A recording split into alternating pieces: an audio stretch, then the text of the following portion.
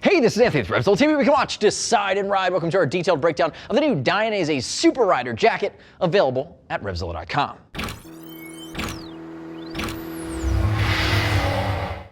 Apex Predator, built for the tuck, protective and comfortable. This is the new Super Rider from Dainese, the new top of the food chain. If we look at high-vis Brian to my left, he has it paired with a pair of Delta Pro Evo pants. This is the top half of a two-piece replica race suit. If we look at it, we've never seen Dainese use this much microelastication or panels for flexibility. It's using D-skin leather, which is the apex of Dainese leather from a tensile strength and protection and comfort standpoint.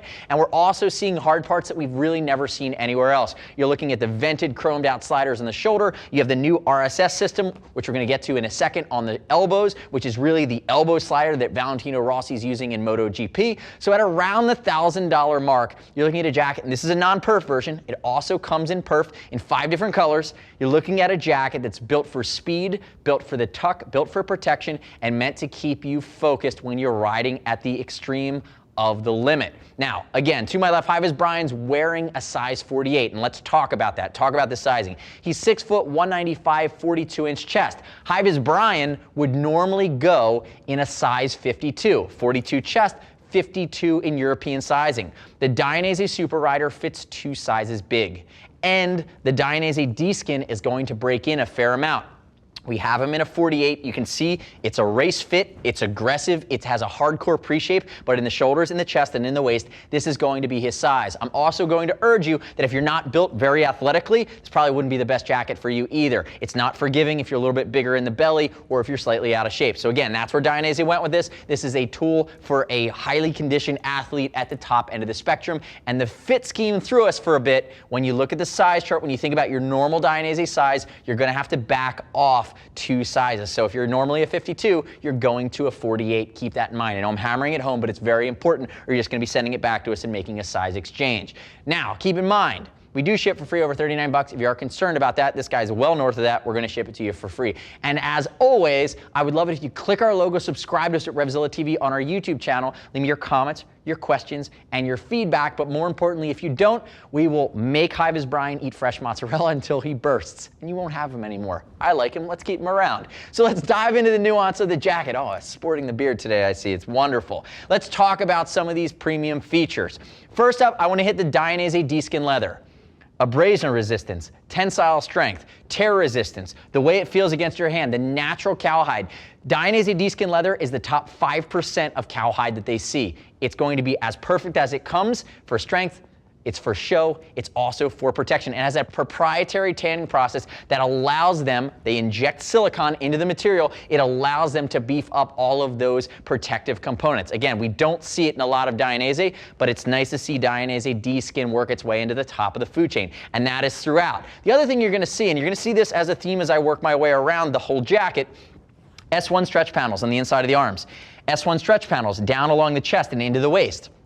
You're going to see this coupled with microelastication because really this jacket is built for the tuck. It is built to not be super comfortable when you're standing around, but having all of those stretch panels out of impact areas gives the ability to stay flexible, but really you don't want to be thinking about your jacket when you're pushing it to limits on the track in the tuck position. So it's meant to work with you. The other thing we talked about, let's talk one more time about protection here. We think about the whole jacket is going to be CE rated, and it comes with a full suite of armor, both externally and internally, except for a back protector. You'd upgrade that on your own. That would be a Dainese Manus in a G1 or G2 configuration. That does not come stock. But one of the things they did include is CE rated Dainese split chest protection, which has a big swath of coverage that's worked into the front of the jacket. You're going to see that that's going to live on both sides here. It is fully removable, but again, that's a nice upgrade. When we talk about our shoulder armor, again, the only ventilation on this jacket is going to be your slider here. It's a chromed aluminum slider on top of a TPU that's vented. Again, we saw Rossi debut this on the suit a couple years ago. We maybe saw it on another Dainese $1,000 jacket. I believe it was the Talos.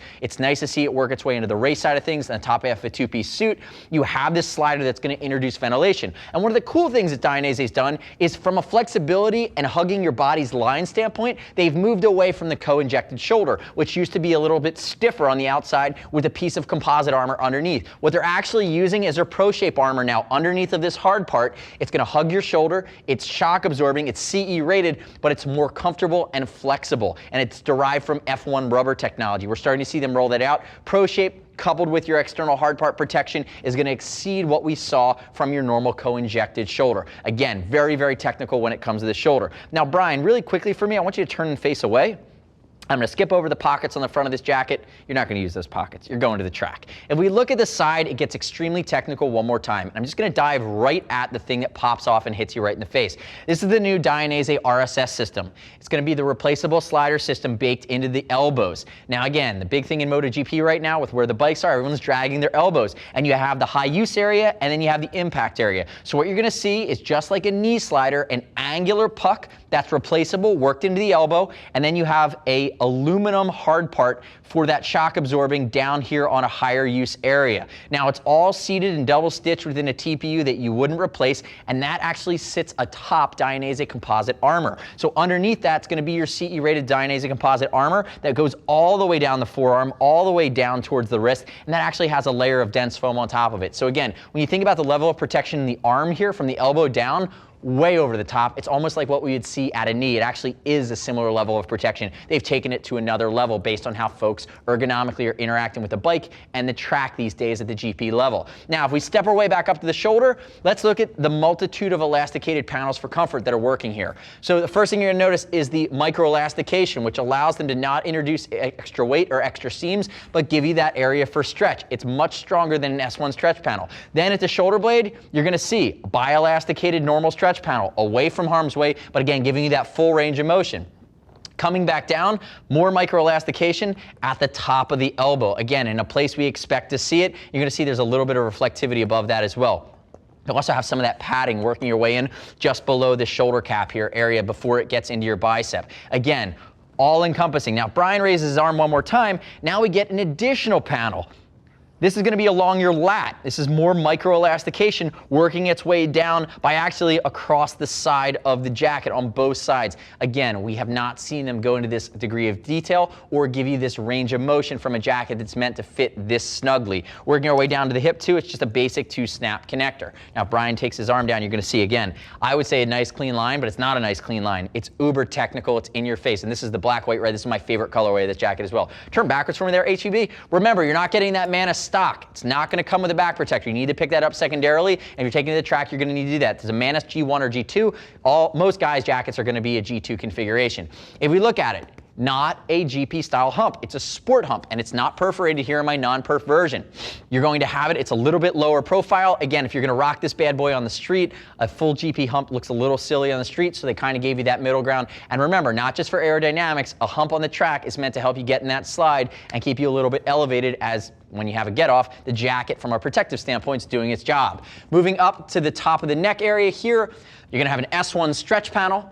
That's going to work its way across, give you a lower profile area that's going to interface with your helmet a little bit easier, also allow for some venting and an area to breathe. And as we work our way down the jacket, you see a light reflectivity here in this anthracite, and then you work your way down to the Stitch Dainese logo down across the seat. And remember, this is a 360-degree zipper, and right now HVB has this attached to these Delta Pro Evo pants, which are also D-skin leather. Get a shot all the way down. I want to show how this interfaces from the jacket to the pant. It really is one of the beautiful jobs of marrying a jacket to a race pant and giving you the two-piece suit look that you can't tell isn't a one-piece suit. So again, you're getting a very nice confluence of how these jacket and pants come together. And if we flip it up here, you're going to see that 360-degree zipper that goes all the way around. Brian, come back around to the front for me real quick.